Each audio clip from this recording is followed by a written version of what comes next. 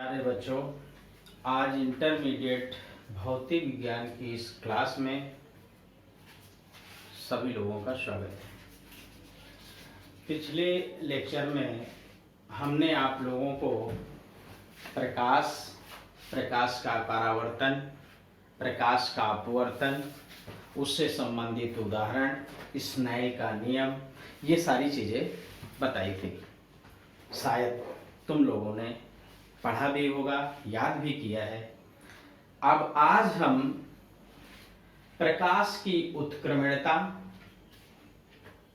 प्रकाश की तरंगदैर्घ्य, अपवर्तनांक और माध्यम में प्रकाश जाल में संबंध, क्रांति कोण, पूर्ण आंतरिक परावर्तन और पूर्ण आंतरिक परावर्तन से संबंधित उदाहरण पढ़ेंगे, जो कि इस इंटरमीडिएट के लिए इस उत्क्रमणता से संबंधित जो न्यूमेरिकल्स आते हैं वो महत्वपूर्ण हैं, और क्रांति कोण से संबंधित जो न्यूमेरिकल हैं वो महत्वपूर्ण हैं, और पूर्ण आंतरिक परावर्तन के जो उदाहरण हैं वो भी पूछे जाते हैं। इसलिए आज का ये टॉपिक, जितने भी टॉपिक आज के पढ़ेंगे, बहुत महत्वपूर्ण हैं और बहुत सरलतम रूप में हम आपको समझाने का प्रयास कर रहे हैं, और ध्यान से आप लोग देखें।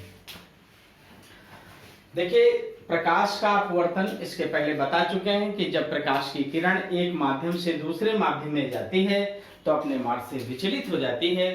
प्रकाश का ये विचलन ही अपवर्तन कहलाता है।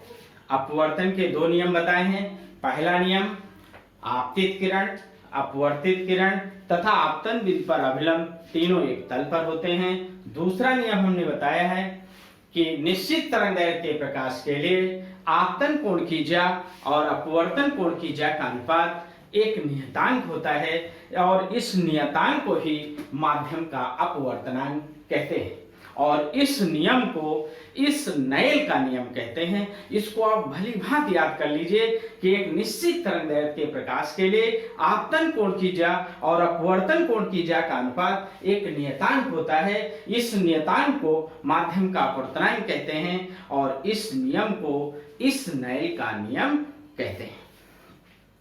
अब इस स्नेल के नियम से ही ये उत्क्रमणता के विषय में हम बताएंगे आपको, और अपवर्तन से संबंधित कुछ उदाहरण हम उस दिन बताए थे कि जैसे पानी में जब हम किसी छड़ को, पेंसिल पेन को डाल देते हैं तो उस पानी के अंदर उस छड़ का जो प्रतिबिंब है वो हमें छड़ हमें टेढ़ी दिखाई देती है। हमने बताया था किसके कारण? अपवर्तन के कारण उसका प्रतिबिंब दूसरी जगह बनता है, जिससे हमें वो टेढ़ी दिखाई देती है। अभी उसका एप्लीकेशन भी आगे हम करके उसका फार्मूला भी निकालेंगे।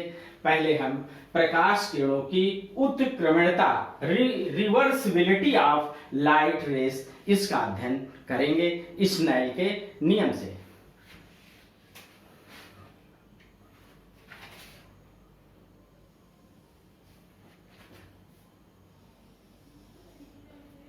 ये अपवर्तक पृष्ठ है, और इस अपवर्तक पृष्ठ पर ये अभिलंब है, अभिलंब।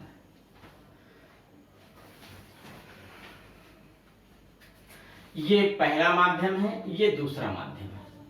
ये है माध्यम पहला, और ये माध्यम दूसरा।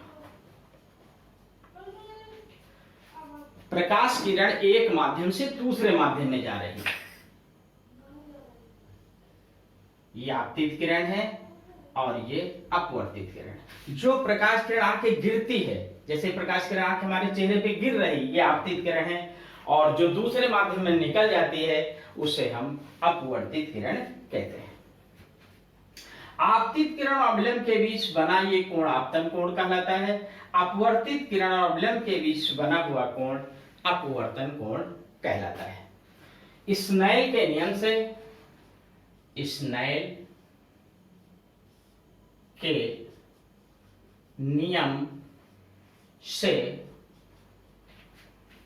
Sign i upon sine r equal to 1n2।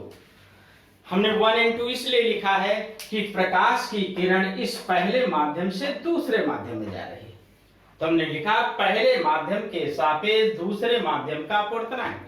अपवर्तनांक का कोई मात्रक नहीं होता, इसके पहले हम आपको बता चुके हैं। इसको हम समीकरण 1 कह देंगे, इक्वेशन नंबर 1। चूंकि प्रकाश का जो पथ है वो उत्क्रमणता, प्रकाश में उत्क्रमणता का गुण होता है, अर्थात प्रकाश पथ उत्क्रमणीय होता है। इस नियम से अब हम दूसरा इक्वेशन बनाएंगे।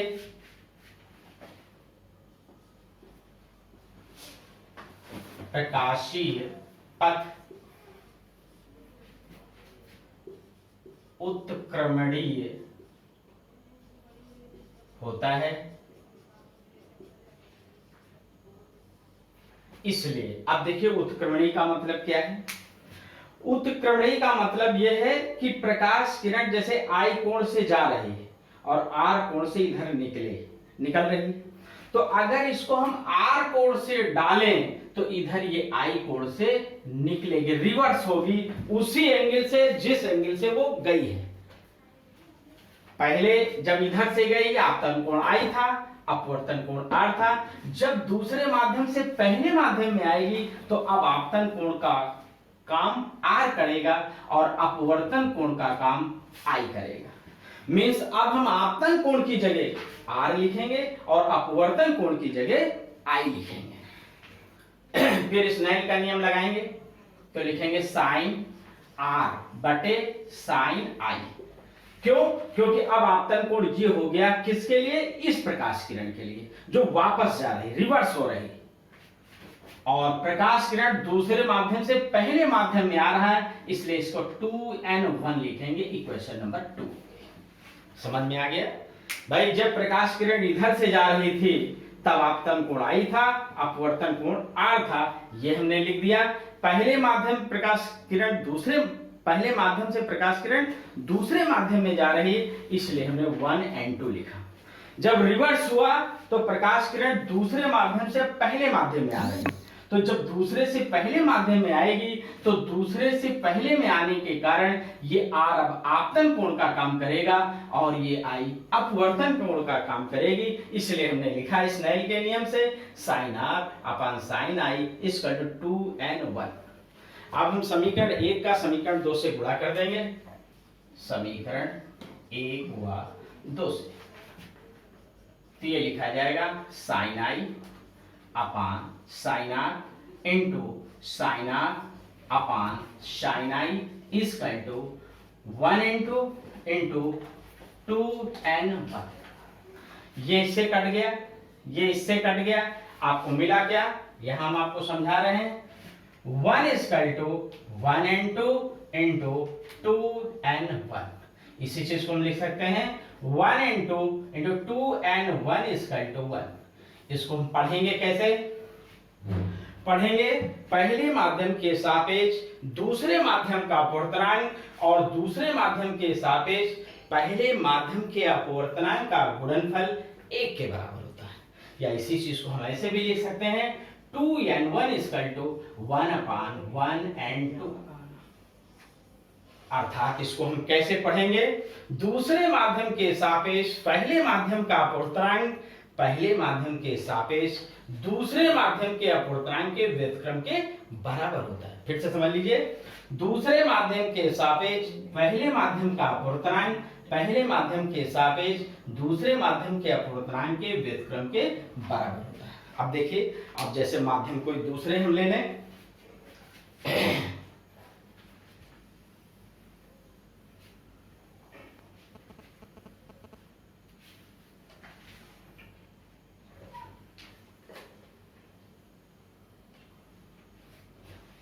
अब देखिए जैसे हमने मान लिया पहला माध्यम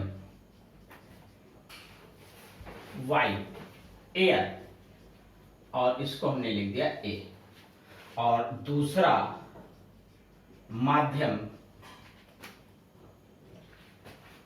मान लिया हमने कांच ग्लास और इसको हमने लिख दिया जी। तो अब देखिए इसको क्या लिखेंगे हम? पहले माध्यम 1 की जगह ए लिखेंगे, 2 की जगह जी लिखेंगे, तो ये हो जाएगा ANG into GNA equal to 1 है, means GNA equal to 1 upon ANG। इसको पढ़ेंगे कैसे? कांच के सापेक्ष हवा का अपवर्तनांक, वायु का अपवर्तनांक वायु के सापेक्ष कांच के अपवर्तनांक के व्युत्क्रम के बराबर होता है। अब इसी तरह के 3 माध्यम ले लें। अब देखिए, समझिए आगे। अब यदि हम 3 माध्यम ले लें,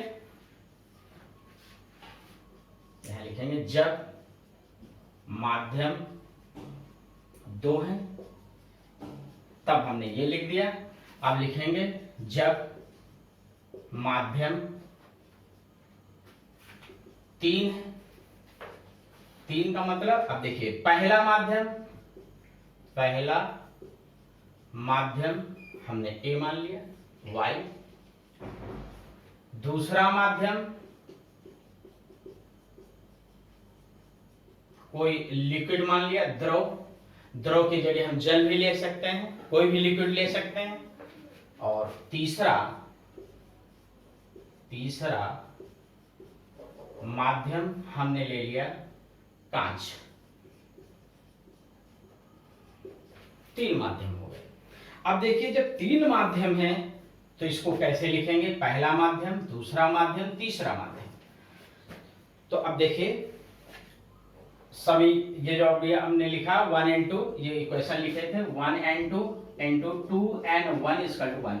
इसी से हम लिखेंगे, देखिए 1 and 2 into 2 and 3 into 3 and 1 is equal to 1।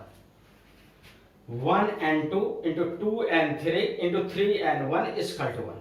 इसी चीज को हम लिख सकते हैं 2 and 3 is equal to 1 upon 1 and 2 into 3 and 1।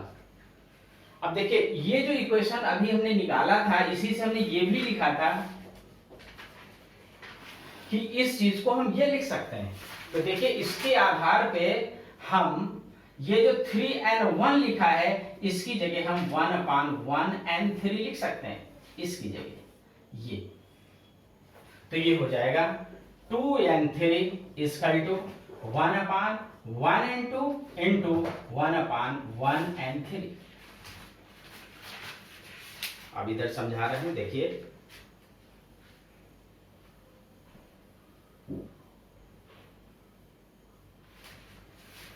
ये हो जाएगा, ये चीज ऊपर चली जाएगी, तो ये हो जाएगा 2 and 3 is equal to 1 and 3 upon 1 and 2। पढ़ेंगे कैसे?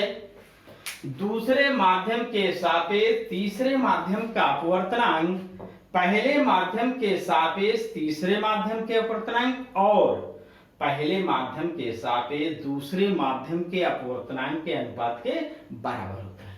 अब देखिए, ए एल जी लिखेंगे, पहले माध्यम की जगह ए, दूसरे माध्यम की जगह एल, तीसरे माध्यम की जगह जी। 2 and 3 is equal to 1 and 3 upon 1 and 2। अब जो माध्यम हमने माना है वो यहाँ रख देंगे। तो देखिए 2 and 3, 2 की जगह हम L लिखेंगे, L and 3 की जगह G, उस इक्वल टू 1 की जगह A लिखेंगे, A and 3 की जगह हम लिखेंगे G, अपान 1 की जगह A लिखेंगे, N 2 की जगह L लिखेंगे। तो ये फार्मूला हमें प्राप्त हो गया, LNG इक्वल टू ANG बटे ANL।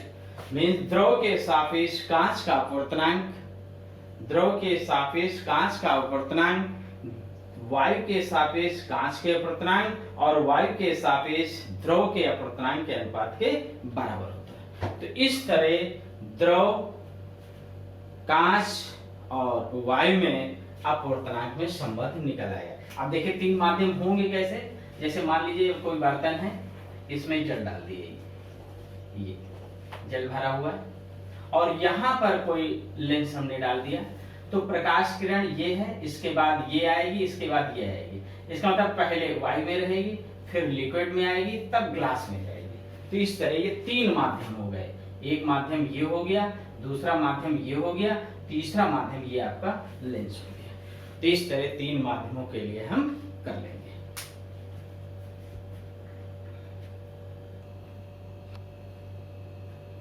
हाँ, अब देखिए ये फार्मूला भी हमने बताया आपको। अब इसमें ये 2 पॉइंट आपको याद रखना है। पहला है सभी रंगों के प्रकाश की निर्वात में चाल समान होती है। सभी रंगों के प्रकाश की निर्वात में चाल समान होती है, परंतु किसी माध्यम में अलग अलग रंगों के प्रकाश की चालें अलग अलग होती हैं। ये याद कर लीजिए।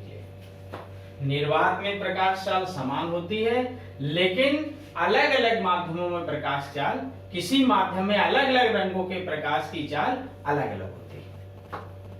सभी रंगों के प्रकाश की निर्वात में चाल समान होती है, परंतु किसी माध्यम में अलग अलग रंगों के प्रकाश की चालें अलग अलग होती हैं।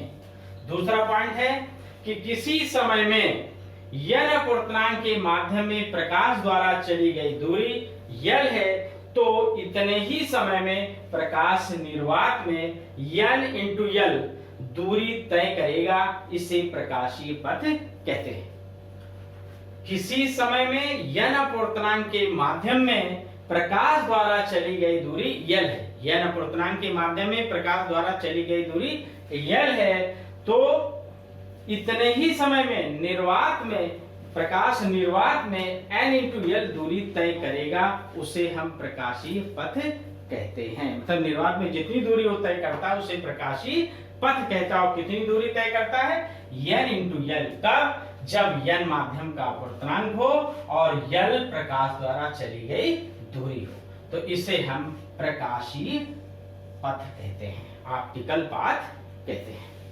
क्रांतिक कोण तथा पूर्ण आंतरिक परावर्तन, critical angle and total internal reflection. तो सबसे पहले हम आपको क्रांतिक कोण समझा रहे हैं। क्रांतिक कोण समझिए।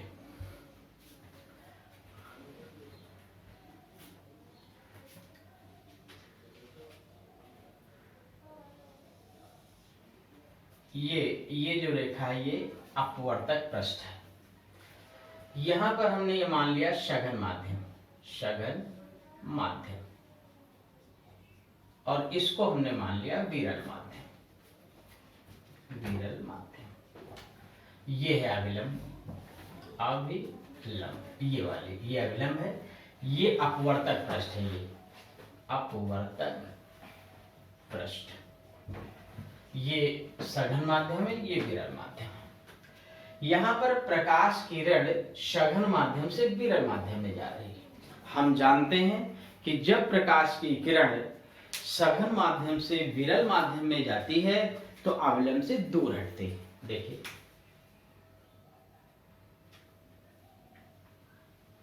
ये आई और ये अपवर्तित हो गई। उसके बाद दूसरी प्रकाश किरण आई, ये और ज्यादा अपवर्तित हुई, ये अपवर्तित हो गई। तो देख रहे हैं कि ये पहली आपतित किरण, ये अपवर्तित किरण इतना हटी।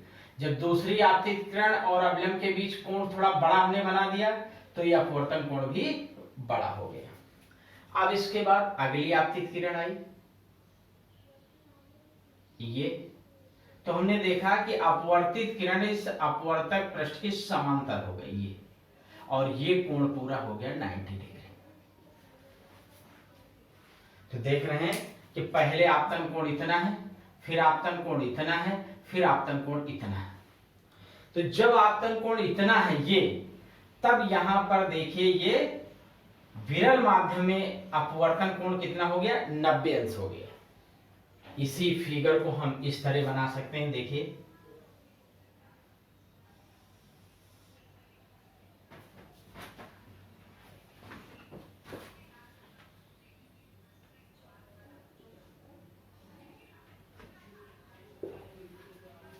ये हुई आपतित किरण और ये हुई अपवर्तित किरण।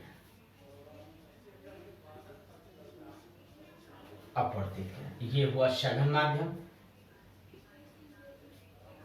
और ये हुआ विरल माध्यम। हाँ, देखिए यहाँ इस फिगर को हम समझा रहे थे कि पहली आपतित किरण ये चली, ये अपवर्तित हो गई, अविलंब से दूर हटी। दूसरी आपतित किरण ये आई जिसमें आपतन कोण पहले से बढ़ा, अपवर्तित किरण ये हो गई, अगली आपतित किरण ये आई और ये अपवर्तित होकर अपवर्तक पृष्ठ के समांतर हो गई और यहाँ विरल माध्यम में अपवर्तन कोण 90 अंश हो गया। तो अब देखिए इसको हम परिभाषित कर रहे हैं, ये जो कोण बना है यही क्रांति कोण है, इसको हम C से प्रदर्शित करते हैं। परिभाषित कैसे करेंगे? सघन माध्यम में आपतित किरण और अभिलंब के बीच बना वो आपतन कोण क्रांतिक कोण कहलाता है, जिसके लिए विरल माध्यम में अपवर्तन कोण 90 अंश होता है। ये अपवर्तन कोण है। सघन माध्यम में आपतित किरण और अभिलंब के बीच बना वो आपतन कोण क्रांतिक कोण कहलाता है, जिसके लिए विरल माध्यम में अपवर्तन कोण 90 अंश होता है। ये हो गई क्रांतिक कोण की परिभाषा। फिर से समझ लीजिए, सघन माध्यम में आपतित किरण और अभिलंब के बीच बना वो आपतन कोण क्रांतिक कोण कहलाता है, जिसके लिए विरल माध्यम में अपवर्तन कोण 90 अंश होता है। अब इसके बाद देखिए पूर्ण आंतरिक परावर्तन क्या है। अब इसी में अगर इसके बाद ये पूरा कोण आपका हो गया, ये कोण हो गया पूरा C, यहां से यहां तक ये। अब इसके बाद अगर कोई प्रकाश किरण आपतित होती है, ये मान लीजिए आपतित हो रही है, तो अब ये विरल माध्यम में ना जाकर सघन माध्यम में वापस आ जाती है। इसे ही हम पूर्ण आंतरिक परावर्तन कहते हैं। पूर्ण आंतरिक परावर्तन कहते हैं।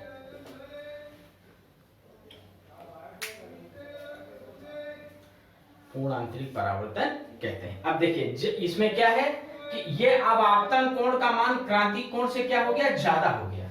इसका मतलब जब, हाँ देखिए बता रहे थे कि सघन माध्यम में उस आपतन कोण को क्रांतिक कोण कहते हैं। सघन माध्यम में उस आपतन कोण को क्रांतिक कोण कहते हैं, जिसके लिए विरल माध्यम में अपवर्तन कोण 90 अंश होता है।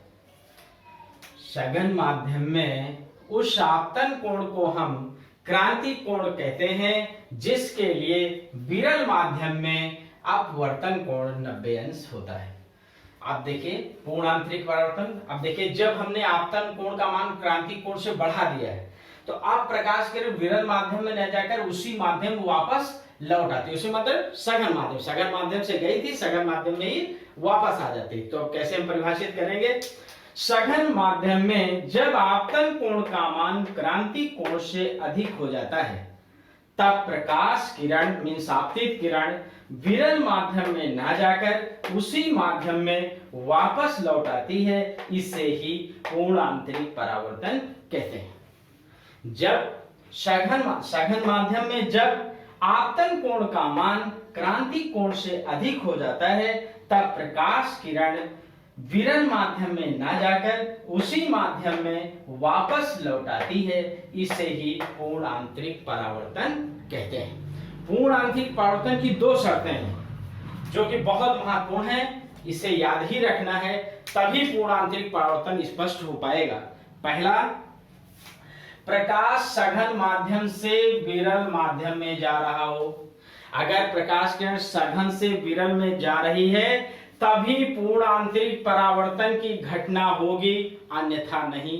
पहली शर्त है प्रकाश सघन माध्यम से विरल माध्यम में जा रहा हो, तभी पूर्ण आंतरिक परावर्तन की घटना होगी। दूसरी शर्त है आपतन कोण का मान क्रांतिक कोण से अधिक होना चाहिए। जब आपतन कोण का मान, ये पूरा मान इस क्रांतिक कोण से ज्यादा होगा, मीन्स आपतन कोण का मान जब क्रांतिक कोण से अधिक होगा, तभी प्रकाश किरण उसी माध्यम में वापस आएगी, तभी पूर्ण आंतरिक परावर्तन की घटना होगी। इसलिए दोनों शर्तें आपको याद रखना है। पहला, सघन माध्यम में प्रकाश सघन माध्यम से विरल माध्यम में जा रहा हो, और दूसरी शर्त है कि आपतन कोण का मान क्रांतिक कोण से अधिक होना चाहिए।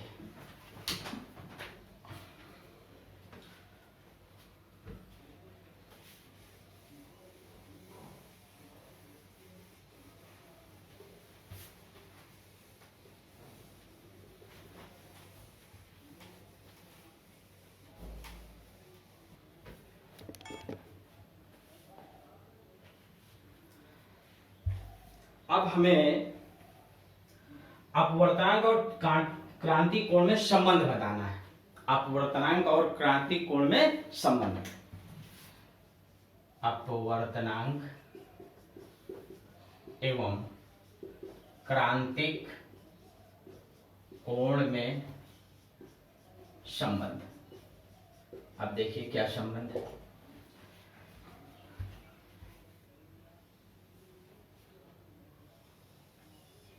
ये सघन माध्यम है, सघन माध्यम, और ये विरल माध्यम। इसको हमने पहला माध्यम, इसको हमने दूसरा माध्यम मान लिया। विरल माध्यम को एक, सघन माध्यम को दो कह दिए। ये प्रकाश किरण आपतित हुई है, ये, और पूर्ण आंतरिक परावर्तन के लिए ये वापस हो जाएगी। ये पूर्ण आंतरिक परावर्तन हो गया,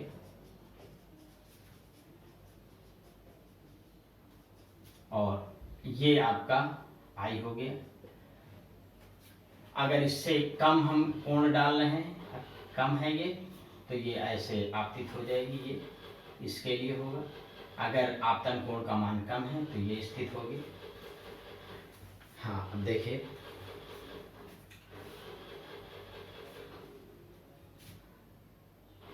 ये हो गया आई।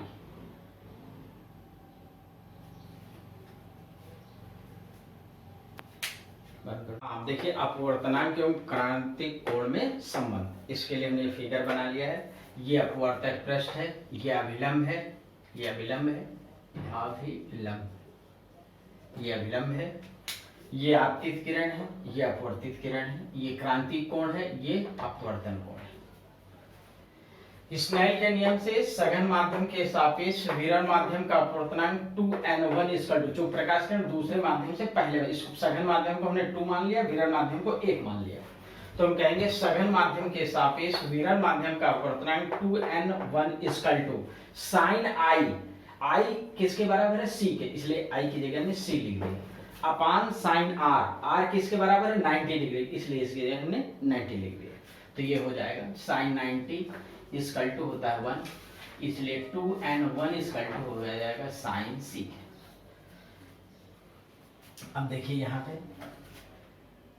हम जानते हैं कि 1n2 into 2n1 equal to होता है 1, इसके पहले बता चुके हैं। तो 2n1 की जगह हम लिख सकते हैं 1/1n2। अब देखिए, ये समीकरण 2 हो गया, ये समीकरण 1 हो गया, समीकरण 1 व 2 से तो हो जाएगा 1/1n2 equal to sin i sin c। तो ये हो जाएगा 1n2 equal to 1/sin c। ये फार्मूला आपको मिल गया। इसी चीज को हम लिख सकते हैं n equal to 1/sin c। ये n हो गया अपवर्तनांक और c हो गया क्रांतिक कोण। यहाँ c क्या है, क्रांतिक कोण, और n हुआ अपवर्तनांक। अब देखिए, ये जो फार्मूला हमें प्राप्त हुआ है n equal to 1/sin c, इस फार्मूले से देखिए हम जानते हैं कि nv ग्रेटर देन nr। इसका मतलब क्या हुआ कि बैंगनी रंग के लिए अपवर्तनांक सबसे ज्यादा और लाल रंग के लिए अपवर्तनांक सबसे कम होता है। आप देखिए, ये दोनों व्युत्क्रम हैं, इसलिए CR ग्रेटर देन CV। इसका मतलब हुआ कि लाल रंग के लिए क्रांतिक कोण का मान, लाल रंग के लिए क्रांतिक कोण का मान बैंगनी रंग के क्रांतिक कोण से अधिक होता है। इसका मतलब विबग्योर, सूर्य के प्रकाश में जो 7 रंग होते हैं जिनको आप विबग्योर कहते हैं, उस विबग्योर में लाल लाल रंग के लिए क्रांतिक कोण सबसे ज्यादा और बैंगनी रंग के लिए क्रांतिक कोण सबसे कम होगा। ये भी याद रखना है कि लाल रंग के लिए क्रांतिक कोण का मान सबसे ज्यादा होगा और बैंगनी रंग के लिए क्रांतिक कोण का मान सबसे कम होगा। क्यों? क्योंकि हम जानते हैं कि बैंगनी रंग के लिए अपवर्तनांक सबसे ज्यादा और लाल रंग के लिए अपवर्तनांक सबसे कम होता है। अब इसके बाद आता है पूर्ण आंतरिक परावर्तन से संबंधित उदाहरण।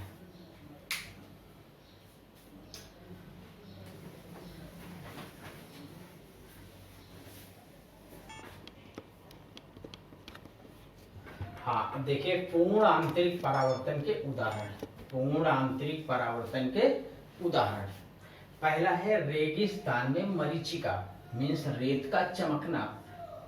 रेत जो होती है बहुत चमकीली होती है, बहुत चमकीली दिखाई देती है, और रेगिस्तान में मरीचिका। अब देखिए इसका संबंध क्या है, कैसे हमें जो है रेगिस्तान में बहुत दूर पानी होने का भ्रम हो जाता है। जैसे लगता है कि वहाँ पानी का तालाब है, नजदीक जाते हैं तो हमें पानी नहीं दिखाई देता है, वहाँ पर मिट्टी बालू ये होती है। इस चीज का जो भ्रम होता है उसे ही रेगिस्तान में मरीचिका कहते हैं, उसको ही हम मरीचिका कहते हैं।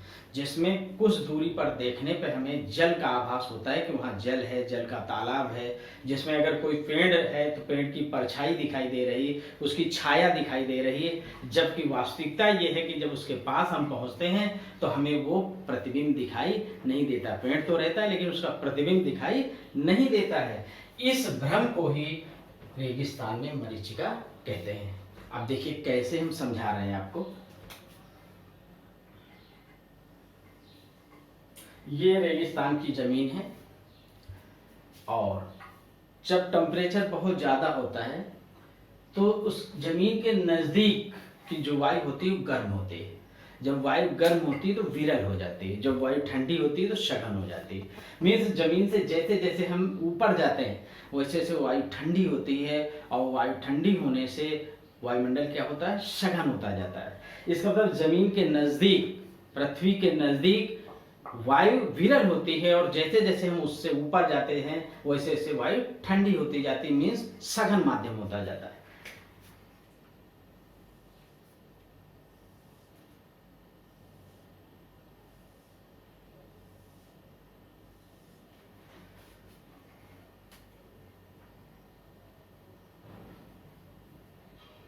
हाँ ये देखिए यहाँ पे ये इतने भाग को हमने विरल, यहाँ पे क्या है, वायु जो है गर्म है, वायु गर्म है, तो यहाँ क्या होगा, विरल माध्यम होगा, विरल माध्यम।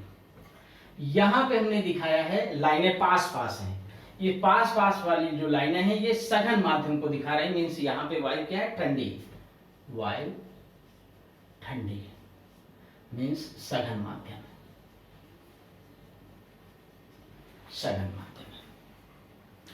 हम जानते हैं कि जब प्रकाश किरण सघन माध्यम से विरल माध्यम में जाती है तो अवलंब से दूर हटती है, और जब सघन माध्यम में आपतन कोण का मान क्रांति कोण से अधिक हो जाता है तब प्रकाश किरण विरल माध्यम में न जाकर उसी माध्यम में वापस लौट आती है। ये घटना ही पूर्ण आंतरिक परावर्तन कहलाती है। उसी से संबंधित एग्जाम्पल है, जैसे ये हमने मान लिया कोई पेड़ है, ये कोई पेड़ है, ये पेड़ है, तो यहां से प्रकाश किरण ऐसे चलेगी, ये चली यहाँ पे, ये एक लेयर, सघन माध्यम की एक लेयर मिली, इस पे हमने अविलंब डाल दिया, ये ऐसे चले आए, ये अविलंब, ये अब ये देखिए सघन से कैसे आई, विरल, तो अब ये अविलंब हुआ तो अविलंब से दूर हटेगी, ये दूर हटी, ये ऐसे आई, ये फिर अविलंब डाल दिए, अब सघन से विरल आई, फिर इसकी तुलना में ये और विरल है तो अविलंब इससे और दूर हटेगी, ऐसे, ये 1 मिनट, ये दूर हटी, ये आई, इसके बाद ये अविलंब डाले, ये ऐसे हो गई, फिर हमने अविलंब डाला, ये ऐसे हो गई। यहाँ पे कोई व्यक्ति है, ये यहाँ पे ये व्यक्ति है, ये आदमी है जो देख रहा है। अब देखिए ये जो प्रकाश किरणें आ रही हैं सघन माध्यम से विरल माध्यम में आती है, तो विरल माध्यम में अविलंब से दूर हटते हैं, दूर हटते हटते पोजीशन ये आ जाती है कि प्रकाश किरणें फिर उसी माध्यम में वापस हो जाती है। हमने बताया कि जमीन के समीप वायु गर्म होती है, माध्यम विरल होगा, ये विरल होता है, ये सघन होता है, चूंकि जैसे जैसे ऊपर जाएंगे वायु ठंडी होती जाएगी, माध्यम सघन होता जाएगा। तो यहां से जब प्रकाश किरण आती है जैसे जैसे विरल में जाती है वैसे वैसे वो वापस होने लगती है, और जब आपतन कोण का मान क्रांति कोण से ज्यादा हो जाता है तो वापस वो सघन माध्यम में जाने लगती है। हाँ, तुमने बताया कि जैसे जैसे सघन माध्यम में जाती है, मतलब विरल माध्यम में ना आके वापस सघन माध्यम में जाने लगती है, और यहाँ व्यक्ति है, इस व्यक्ति की आंख पे जाके ये किरणें पड़ती हैं, और पड़ने के कारण उस व्यक्ति को उस दूरी पर पेड़ जो दिखाई दे रहा था उसी का प्रतिबिंब उसके नीचे दिखाई देता है, और यहाँ पर जल होने का भ्रम हो जाता है इस व्यक्ति को। किसके कारण? पूर्ण आंतरिक परावर्तन के कारण। पूर्ण आंतरिक परावर्तन के कारण ये जो व्यक्ति है इस व्यक्ति को इस पेड़ के पास जल होने का भ्रम हो जाता है। ये घटना ही मरीचिका कहलाती है, और इस भ्रम की उत्पत्ति किसके कारण हुई है? पूर्ण आंतरिक परावर्तन के कारण। अब देखिए कांच में पड़ी दरार का चमकना। अब देखिए कांच है, कोई कांच की कोई छड़ है, उसमें दरार पड़ जाए। देखिए यहाँ पे हम समझा रहे हैं आपको, जैसे ये छड़ है, ये मान लीजिए छड़ है, ये थोड़ा बड़ा ले लिए, और ये मान लीजिए इसमें दरार पड़ गई है, ये दरार पड़ गई, ये प्रकाश किरण आई यहां से ऐसे गिरी। अब ये हो गया आपका सघन माध्यम, ये सघन माध्यम हो गया, और ये जो है ये विरल माध्यम है। जो दरार के अंदर वायु भर गई है वो हो गया है विरल माध्यम। अब प्रकाश किरण इस विरल माध्यम में ना जाकर वापस फिर इस सघन माध्यम में आ जाती है। किसके कारण? पूर्ण आंतरिक परावर्तन के कारण। जब प्रकाश किरण यहाँ पे जाके गिरती है और गिरने के बाद सघन से विरल में जाती है तो पूर्ण आंतरिक परावर्तन हो जाता है। क्यों? क्योंकि ये सघन से विरल में जा रही है, और इसका मान जब क्रांति कोण से ज्यादा होता है तो प्रकाश किरण विरल माध्यम में न जाकर वापस उसी माध्यम में लौट आती है। और यहाँ पर जो व्यक्ति इसको देख रहा है, आंख जो इसको देख रही है वो चमकीली, उसको ये भाग चमकीला दिखाई देता है पूर्ण आंतरिक परावर्तन के कारण। हीरे का चमकना, इसी तरह हीरे में जब प्रकाश अंदर प्रवेश करता है तो उसके विभिन्न फलकों से टकराते हुए कुछ फलकों से बाहर आता है, और वो हमें चमकीला दिखाई देता है पूर्ण आंतरिक परावर्तन के कारण। पूर्ण आंतरिक परावर्तन के कारण बर्फ का चमकना, बर्फ भी पूर्ण आंतरिक परावर्तन के कारण ही चमकीली दिखाई देती है। इंडोस्कोपी, ये देखिए बहुत महत्वपूर्ण है, जिसका चिकित्सा विभाग में बहुत ज्यादा ही उपयोग होता है। इंडोस्कोपी, लाइट पाइप होती है, उस लाइट पाइप में भी पूर्ण आंतरिक परावर्तन की घटना होती है। देखिए कैसे,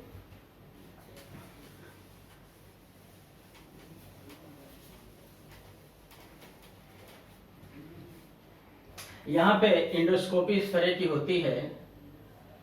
ये यहां पर डॉक्टर होते हैं जो देखते हैं, और ये यहां ये नीचे भाग जाता है, एक पाइप होती है जिससे अंदर डाला जाता है। यहां से एक लाइट बीम डाली जाती है, यहां से ये लाइट बीम जाती है, इसके बाद यहां जाती है। और ये जो पाइप होती है, ये पाइप चमकीली, इसका सतह जो चमकीला, अंदर का भाग चमकीला होता है, और ये प्रकाश किरण की दीवारों से टकराता हुआ ये यहाँ पे आ जाता है। इस पाइप में जो मनुष्य के अंदर है विभिन्न अंगों में ये जाता है, और वहां से प्रकाश पड़ने के बाद फिर इन बीम से वापस आता है, जिसको ये डॉक्टर देखता है। तो इस पाइप को ही हम लाइट पाइप कहते हैं, जो इंडोस्कोपी में होती है, और जिसमें भी पूर्ण आंतरिक परावर्तन की घटना होती है, जिसके द्वारा हम मींस डॉक्टर विभिन्न अंगों की जांच कर लेता है। तो इस प्रकार ये पूर्ण आंतरिक परावर्तन के उदाहरण हैं, जिनको बहुत ध्यान से आपको पढ़ना है, एग्जाम में पूछे भी जाते हैं और आपको आना भी चाहिए। तारकोल, जैसे अभी गर्मी के दिनों में रोड पे आप चलते हैं, तारकोल बहुत दूरी पे रोड पे चल रहे हैं, बहुत दूरी पे लग रहा है पानी भरा हुआ, लेकिन जब आप नजदीक पहुंचते हैं तो आपको पानी नहीं दिखाई देता है। तो तारकोल में भी पूर्ण आंतरिक परावर्तन की घटना होती है, प्रकाश आके तारकोल पे पड़ता है और परावर्तित होके रोड पे जो मनुष्य चल रहे हैं उनकी आंखों पे पड़ता है, और कुछ दूरी पे पानी होने का भ्रम हो जाता है। पूर्ण आंतरिक परावर्तन के कारण तारकोल भी चमकीला दिखाई देता है। तो इस तरह ये सारे उदाहरण आप भली भांति पढ़ लेंगे। हाँ, अब देखिए द्रव में रखी वस्तु की गहराई ज्ञात करना। जैसा कि इसको पहले हमने बताया था अपवर्तन के उदाहरण में कि जल में जब हम कोई सिक्का डालते हैं तो जल की तली से उठा हुआ दिखाई देता है, तो वही हमें निकालना है कि उठा हुआ क्यों दिखाई देता है। उसका कारण अपवर्तन है, लेकिन कितना उठा हुआ दिखाई देता है वो आज हमें कैलकुलेट करना है। जल में डूबे सिक्के का उठा दिखाई देना, और जल में डूबी छड़ पेंसिल का टेढ़ा दिखाई देना, इसी के कारण है। इसको हम प्रूव कर रहे हैं, समझा रहे हैं आपको।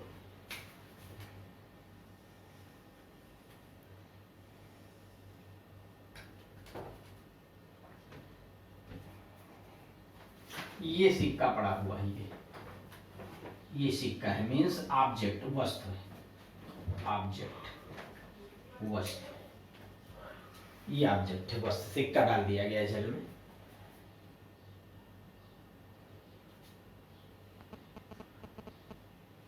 ये सघन माध्यम है, सघन माध्यम, और ये यहाँ पे ये है विरल माध्यम, विरल में, जो कि यहाँ क्या है वायु, और यहाँ पे क्या है जल है।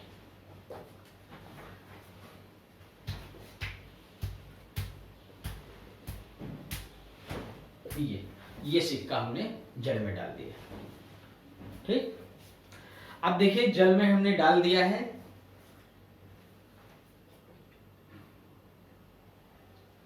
ये इसकी टोटल ये गहराई हमने कैपिटल एच मान लिया। ये अब प्रकाश किरण ऐसे जाएगी, ये प्रकाश किरण जा रही है, ये गई, ठीक। थोड़ा और इधर कर लीजिए, 1 मिनट, ये प्रकाश किरण जा रही, ये गई है। ये कहाँ पे है अभी चल रही प्रकाश किरण? सघन माध्यम में। अब जाएगी ये विरल माध्यम में। ये हमने अविलंब खींच दिया, ये अविलंब है, अभिलंब। हम जानते हैं प्रकाश किरण जब सघन माध्यम से विरल माध्यम में जाती है तो अविलंब से दूर हटती है। ये दूर हट गई, ये दूर चली गई, ये दूर चली गई। अब इसको हम पीछे की तरफ बढ़ाएंगे, ये आके यहां मिलती, यहां पे इसकी इमेज बनती है। जो सिक्का हमने डाला था यहां पे, उसकी इमेज कहां बनी? यहां, ये बना प्रतिबिंब, किसका? सिक्के का।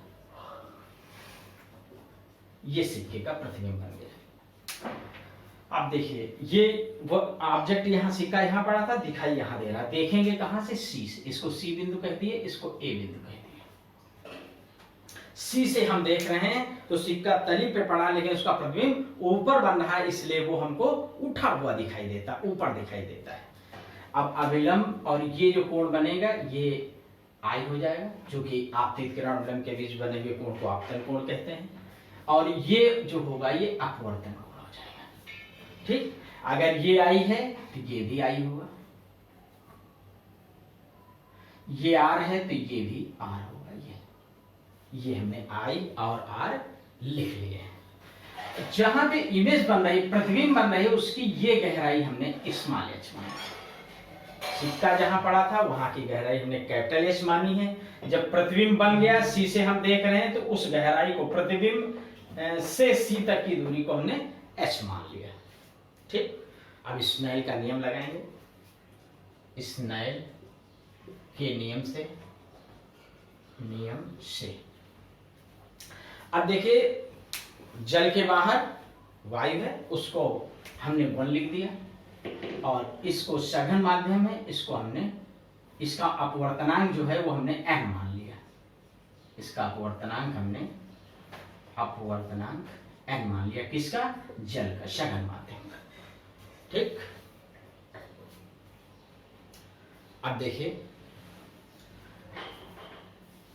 स्नेल का नियम लगा देंगे। स्नेल का नियम sine i upon sine r equal to n2 बटे n1। Sine i upon sine r equal to n2 बटे n1। अब देखिए प्रकाश किरण कहां से चल रही है?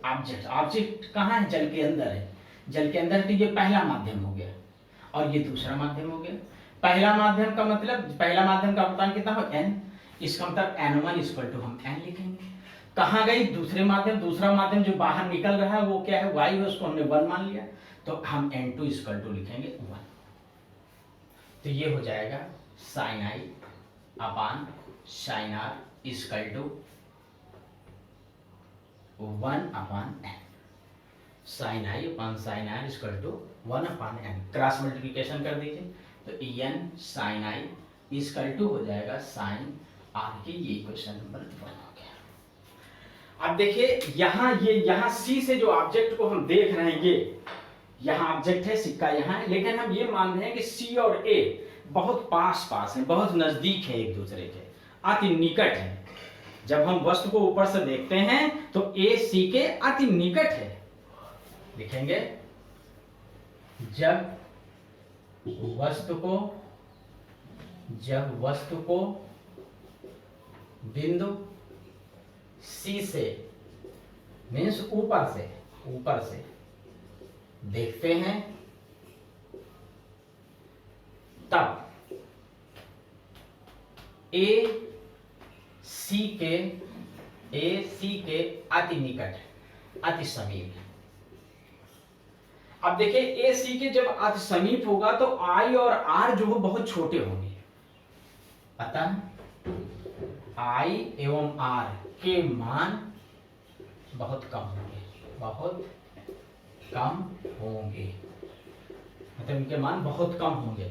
जब ये बहुत कम होंगे तो जो साइन I है इसको हम नियर अबाउट tan I के मान लेंगे, और जो साइन R है इसको हम tan R के मान लेंगे।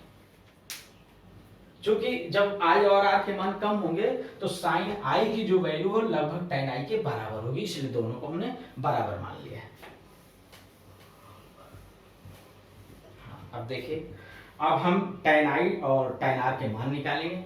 tan I का मान यहां से निकालेंगे, लिखेंगे tan I इक्वल टू, देखिए tan थीटा बराबर होता है लंब बटे आधार।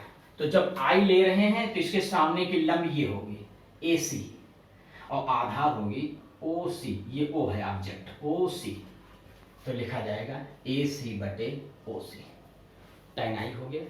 अब हम tan R निकालेंगे, tan R बराबर, जब tan R ये कोण ले लेंगे तो लंब यही होगी, आधार हो जाएगा IC, तो ये हो जाएगा AC अपान IC।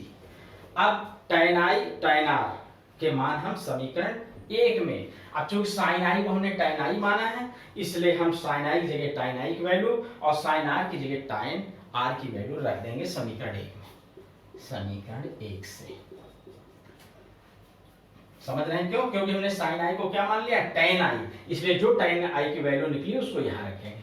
sin R को हमने tan R मान लिया है, इसलिए tan R की जो वैल्यू निकली है उसको हम sin R की जगह लिखेंगे। समीकरण 1 से n इंटू AC बटे OC बराबर AC बटे IC। हाँ, अब देखिए AC से AC कट जाएगा, ये हो जाएगा n upon OC equal to 1 upon IC, ये हो गया। अब देख लीजिए OC की वैल्यू कितनी है देख लीजिए, OC बराबर है h के, देखिए O से C तक की दूरी h और I से C तक की दूरी स्मॉल h और IC इक्वल टू है स्मॉल h, मान रख लीजिए। तो ये हो जाएगा, इधर भी डाल दें,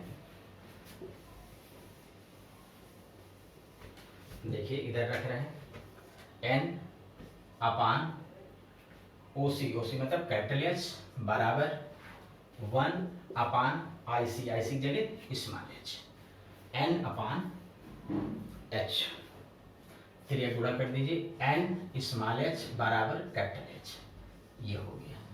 या इसी चीज को लिख सकते हैं small n equal to capital H upon small h, ये हो गया।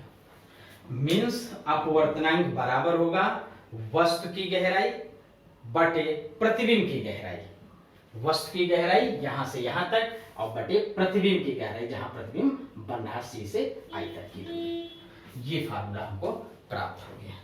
अब हम निकालेंगे इसका विस्थापन कितना हुआ, मतलब जो प्रतिबिंब I बन रहा है ये O वस्तु से कितना ऊपर बन रहा है, इस चीज को कैलकुलेट करेंगे। देखिए वस्तु और प्रतिबिंब की दूरी, वस्तु एवं बने प्रतिबिंब I के बीच की दूरी। आप देखिए दूरी निकाल लेंगे इसके बीच की। हाँ, अब देखिए OI इक्वल टू क्या लिखेंगे हम, OI इक्वल टू लिखेंगे OC माइनस IC। तो OI इक्वल टू होगा OC means H capital H minus IC means small h, ये हो गया।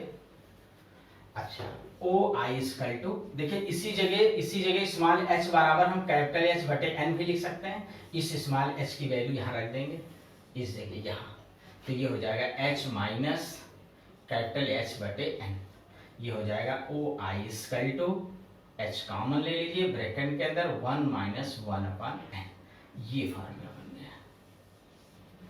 ओ सी मतलब जो प्रतिबिंब बनता वो और वस्तु के बीच की दूरी होगी h minus one minus one upon n. इस फार्मूले से हम निकाल लेंगे कि जिस सिक्के को हम जल में डाल रहे हैं वो ऊपर दिखाई देता है। क्यों ऊपर दिखाई देता है हमने प्रूव कर दिया, और कितना ऊपर दिखाई देता है उसका फार्मूला भी हमने निकाल दिया। अगर सिक्का जितनी गहराई पे गिरा है वो निकल आवे, जिस द्रव में डाला गया उसका अपवर्तनांक मालूम हो, तो हम ये निकाल लेंगे कि वो सिक्का उस जल पे तली से कितना ऊपर दिखाई देगा।